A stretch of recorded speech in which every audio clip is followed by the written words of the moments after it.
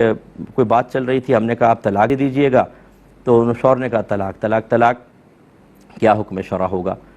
دیکھیں، جب شوہر صرف طلاق طلاق طلاق کہے تو اس میں بیوی کی طرف نسبت نہیں ہے۔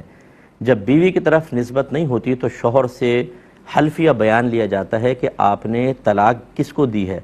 اگر وہ کہتا ہے کہ میں نے زوجہ کو طلاق دی ہے، طلاق واقع ہوگی، یا وہ قسم کھانے سے انکار کر دے کہ میں تو قسم نہیں کھاتا ہوں کسی بھی قسم کی، تو بھی طلاق واقع ہوگی۔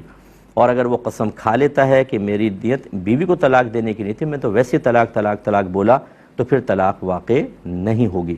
لیکن یہ یاد رکھیں کہ اس میں اور بھی پیچیدگیاں ہو سکتی ہیں، لہذا میں گزارش کرتا ہوں کہ طلاق کے مسائل آپ براہ راست یہاں معلوم نہ کریں۔ ابھی پچھلے مسئلے میں بھی دیکھیں مجھے کتنا لمبا سمجھانا پڑا، کیونکہ مجھے خوف پیدا ہوا کہ اگر میں مبہم سے بتا دوں گا تو پھر مسائل ہوں گے، اس لیے دوبارہ نئے سرے سے مجھے سمجھانا پڑا۔ ہمارے سمجھانا مسئلہ نہیں ہے، آپ کا سمجھنا بہت مشکل ہوتا ہے۔ اس لیے طلاق کے اگر کسی کو مسئلے معلوم کرنے ہوں تو ہمارے کنٹرول روم سے میرا نمبر لے لیں، یا اپنے قریب کوئی اہل سنت کا دارالعلوم ہو تو آپ وہاں ڈائریکٹ چلے جائیں، ان کو یہ لکھ کر دے دیں اور وہاں سے ریٹن فتویٰ لیں۔ ہمیشہ طلاق کے مسئلے پہ ریٹن فتویٰ لیں، اور میں مشورہ دوں گا اپنے بھائی بہنوں کو، جیسے اب میاں بیوی میں جھگڑا ہو گیا، اگر آپ طلاق کے مسئلے پر فتویٰ لینا چاہتے ہیں تو پہلے کویسچن لکھیں اور میاں بیوی ایک دوسرے کو دکھا دیں۔ ناراضگی بھی ہو تو بھیج دیں کہ بھئی یہ دیکھیں اس پر فتویٰ لے رہے ہیں۔ ہوتا یہ ہے کہ بیوی کو کچھ باتیں یاد ہوتی ہیں، کچھ وہ بھول جاتی ہے، وہ اس پہ فتویٰ لے لیتی ہے۔ فتویٰ دیا مفتی صاحب نے، طلاق ہو گئی، فرض کر لیں۔ پھر شوہر پہنچتا ہے، وہ کہتا ہے کہ نہیں اس نے پورا سوال لکھا نہیں، بیچ میں یہ بھی ہوا تھا۔ اب جب وہ مفتی صاحب دیکھتے ہیں حکم بدل جاتا ہے، تو وہ کہتے ہیں کہ ایسا، اب وہ ان میں آپس میں جھگڑا ہو جاتا ہے۔ وہ کہتے ہیں آپ نے ہمیں کوئی مسئلہ بتا دیا، اس کو کوئی اور مسئلہ بتایا۔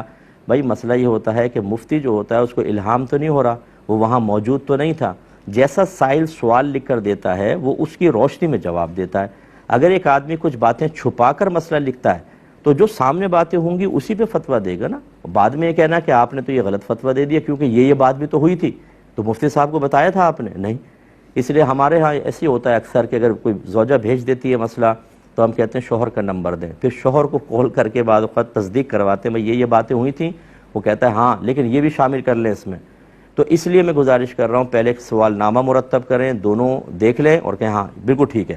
اگر وہاں اور لوگ بھی تھے ان کو بھی دکھا دیں، جیسے ماں ہوتی ہے، بعض وقت بہنیں ہوتی ہیں، پھر یہ بھیجیں تاکہ ایک ایسا جواب آئے جس کو اس سوال کے روشنی میں ہر ایک قبول کر لے، ورنہ آپ بھی پریشان ہوتے ہیں اور پھر ہم جیسے لوگ جو ہیں وہ پریشان ہوتے ہیں۔ ایک مسئلہ پہلے آیا وہ لکھا، پھر دوسرے نے کہا نہیں دو باتیں اور بھی شامل کر لیں، پھر اس کو مرتب کرنا ٹائم نکلتا ہے۔ اس لیے امید ہے کہ آپ بات سمجھیں گی۔